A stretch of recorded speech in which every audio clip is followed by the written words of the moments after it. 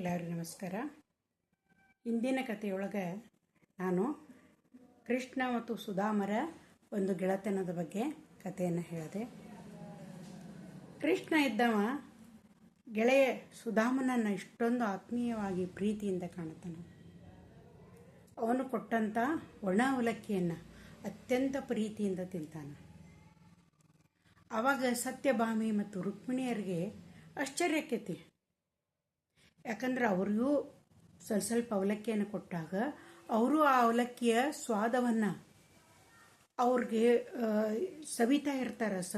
ಸವಿಬೇಕಾದ್ರೆ ಅವ್ರಿಗೆ ಅನ್ನಿಸ್ತೈತಿ, ಇಷ್ಟೊಂದು ಸ್ವಾದಿಷ್ಟವಾದಂಥ ಅವಲಕ್ಕಿ ನಾವು ತಿಂದೇ ಇಲ್ಲಲ್ಲ ಅಂಥೇಳಿ. ಅವರು ಕೃಷ್ಣನನ್ನು ಕೇಳ್ತಾರೆ, ಕೃಷ್ಣ, ನಾವು ತುಪ್ಪದಲ್ಲಿ ಒಗ್ಗರಣೆ ಹಾಕಿದಂಥ ಅವಲಕ್ಕಿಯನ್ನು ತಂದಿದ್ವಿ. ಆ ಅವಲಕ್ಕಿಗಿಂತನೂ ಈ ಅವಲಕ್ಕಿಯೊಳಗೆ ಏನು ಒಂದು ಸ್ವಾದ ಐತಿ, ಅದು ನಾವು ಯಾವಾಗಲೂ ನಾವು ತಿಂದಿಲ್ಲ ಜೀವನದೊಳಗೆ.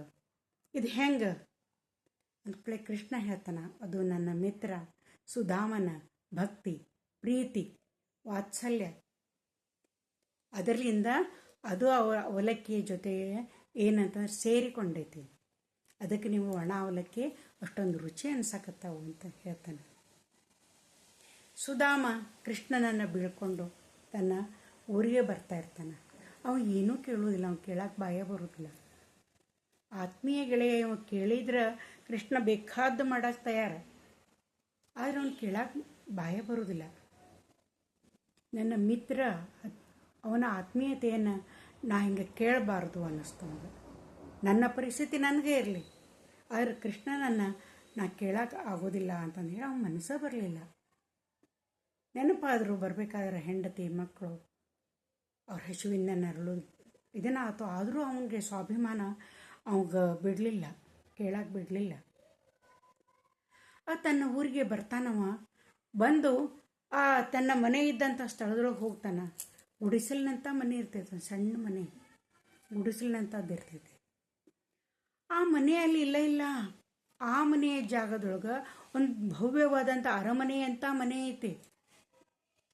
ಅವಾಗ ಏನಂತಂದ್ರೆ ಬಹಳ ಆಶ್ಚರ್ಯ ಆಯ್ತು, ನನ್ನ ಮನೆ ಇಲ್ಲೇ ಇತ್ತು, ಇದು ಹೆಂಗಿದು, ಇದೊಂದು ದೊಡ್ಡ ಅರಮನೆ ಯಾವಾಗ ತಯಾರಾಗಿತ್ತಿದು. ಸುತ್ತಮುತ್ತ ಎಲ್ಲ ಗಾಬರಿಯಾಗಿ ನೋಡ್ದ. ಮೊದಲಿನ ಅವನ ಜೊತೆ ಇದ್ದಂಥ ಮನೆಗಳೆಲ್ಲ ಅದಾವೇನಿಲ್ಲ ಅಂತೇಳಿ ಎಲ್ಲ ಇದ್ದಕ್ಕಿದ್ದಂಗಿತ್ತು. ಇವನ ಮನೆ ಒಂದ ಏನಂತಂದ್ರೆ ಚೇಂಜ್ ಆಗಿತ್ತು, ಅರಮನೆ ಅಂತ ಮನೆ ಇತ್ತು. ಅವ ದಿಗಿಲಾತು, ಇದು ಹೆಂಗಿದು, ಯಾರ್ದಿದು ಅರಮನೆ, ಇದ್ರೊಳಗೆ ನಾ ಹೆಂಗೆ ಹೋಗಲಿ, ಆಮೇಲೆ ಇದು ಯಾರ್ದೋ ಐತಿ ಇದು ಅಂತಂದು ಹೇಳಿ ಅವ ಬಹಳ ಆಶ್ಚರ್ಯಚಕಿತನಾಗಿ ನಿಂತಾಗ ಒಳಗಿನಿಂದ ಆತನ ಹೆಂಡತಿ ಬರ್ತಾಳೆ. ರೇಷ್ಮೆ ಬಟ್ಟೆಯನ್ನು ತೊಟ್ಕೊಂಡಿರ್ತಾಳೆ, ಆನಂತರ ಆಭರಣಗಳನ್ನು ಹಾಕ್ಕೊಂಡಿರ್ತಾಳೆ. ಅವಳ ಜೊತೆಗೆ ಅವಳ ಮಕ್ಕಳು ಅವರು ಕೂಡ ಅತ್ಯಂತ ರೇಷ್ಮೆ ಬಟ್ಟೆಯನ್ನು ಹಾಕ್ಕೊಂಡಿರ್ತಾರೆ. ಅವರೆಲ್ಲರೂ ಹೊರಗೆ ಬರ್ತಾರೆ. ಹೊರಗೆ ಬಂದು ಕೇಳ್ತಾರೆ, ಸುಧಾಮ ನಿಂತಿರ್ತಾನ, ಯಾಕೆ ನಿಂತೀರಿ, ಬರ್ರಿ ಒಳಗೆ ಅಂತ ಕೇಳ್ತಾಳೆ. ಇದು ನಮ್ಮದೇ ಮನೆ ಅಂತ ಅಂದ ಕೂಡಲೇ ಅವು ಭಾಳ ಆಶ್ಚರ್ಯಕ್ಕೈತಿ. ಇದು ಹೆಂಗಿದು, ಏಕದಮ್ ರಾತ್ರಿಯೊಳಗೆ ಇದು ಹೆಂಗೆ ಅರಮನೆ ಇದ್ದದ್ದು ತಯಾರಾತು ಅಂದ್ಕೊಳ್ಳೆ. ಬಂದರ ಬರ್ರಿ ಅಂತ ಹೇಳಕ್ಕೆ ಒಳಗೆ ಕರ್ಕೊಂಡು ಹೋಗ್ತಾಳೆ. ಇದು ಎಲ್ಲ ನಿಮ್ಮ ಸ್ನೇಹಿತ ಕೃಷ್ಣನ ಕೃಪೆ ಅಂತ ಹೇಳ್ತಾಳೆ. ನಾವು ರಾತ್ರಿ ಹಸುವಿನ ಏನಂತಂದ್ರೆ ನಾನು ನನ್ನ ಮಕ್ಕಳು ಬಳಲಿ ಮಲ್ಕೊಂಡಿದ್ವಿ, ನಮಗೇನೂ ಗೊತ್ತಿಲ್ಲ. ಆದ್ರೆ ಬೆಳಗ್ಗೆ ಎದ್ದು ನೋಡಿದ ಕೂಡಲೇ ನಾವೊಂದು ಅರಮನೆಯೊಳಗದೀವಿ, ಇಂಥ ಭವ್ಯವಾದ ಅರಮನೆಯೊಳಗದೀವಿ. ಎಲ್ಲ ನಮ್ಮ ವಸ್ತ್ರಗಳೆಲ್ಲ ಚೇಂಜ್ ಆಗ್ಯದ, ಮನೆ ತುಂಬ ಆಳು ಕಾಳುಗಳದಾರ, ಸಿರಿ ಸಂಪತ್ತು ತುಂಬಿ ತುಳ್ಕಾಕತ್ತೈತಿ ಅಂದ ಕೂಡಲೇ ಸುಧಾಮನಿಗೆ ತಡ್ಯಾಕಾಗೋದಿಲ್ಲ, ಹತ್ತ ಬಿಡ್ತಾನವ. ಕೃಷ್ಣ ನನ್ನನ್ನು ಏನೂ ಕೇಳಲಿಲ್ಲ, ನನ್ನ ಬಡತನ ಐತಿ, ಸ್ವಲ್ಪ ಆದರೂ ಸಹಾಯ ಮಾಡು ಅಂತೂ ಕೇಳಲಿಲ್ಲ.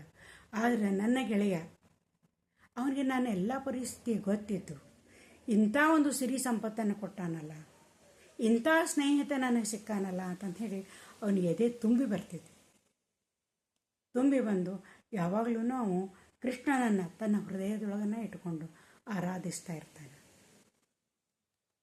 ಈ ಗುಜರಾತದಲ್ಲಿ ಪೋರ್ಬಂದರ್ನಲ್ಲೇ ಈ ಸುಧಾಮನ ಒಂದು ದೇವಸ್ಥಾನ ಐತಿ. ಅಲ್ಲಿ ಏನಂತಂದ್ರೆ ಅವಲಕ್ಕಿನ ಒಯ್ಯೋದು ಅವನ ನೈವೇದ್ಯ. ಆ ದೇವಸ್ಥಾನದೊಳಗೆ ಒಂದು ಕಡೆ ಆ ಕೃಷ್ಣನ ಅರಮನೆಯ ಒಂದು ನಕ್ಷೆಯನ್ನು ಅದೇನಂತ ಮಾಡಿಟ್ಟಾರೆ. ಅಂದ್ರೆ ಆ ಅರಮನೆ ನೋಡಿದ್ರೆ ಅದ ಇಷ್ಟು ಭವ್ಯ ಅನ್ನಿಸ್ತೈತಿ ಆ ಅರಮನೆ. ಅಂದ್ರೆ ಅದರ ನಕ್ಷೆ ನೋಡಿದಾಗ ನಮ್ಗೆ ಅನ್ನಿಸ್ತೈತಿ ಕೃಷ್ಣ ತನ್ನ ಗೆಳೆಯನನ್ನು ಎಷ್ಟು ಪ್ರೀತಿಯಿಂದ, ಎಷ್ಟು ಅವನ ಮನಸ್ಸನ್ನು ಅರಿತುಕೊಂಡು ಅವ ಏನಂತ ಈ ರೀತಿ ಮಾಡಿದ ಅಂತಂದು ಹೇಳಿ ಸಹಾಯ ಮಾಡಿದ ಅಂಥೇಳಿ. ಅದಕ್ಕೆ ಕೃಷ್ಣನನ್ನು ಜಗದ್ವಂದಿತ ಅಂತ ಕರೀತಾರೆ. ಇಲ್ಲಿಗೆ ಈ ಕೃಷ್ಣನ ಕಥೆಯನ್ನು ನಾನು ಮುಗಿಸ್ತೇನೆ.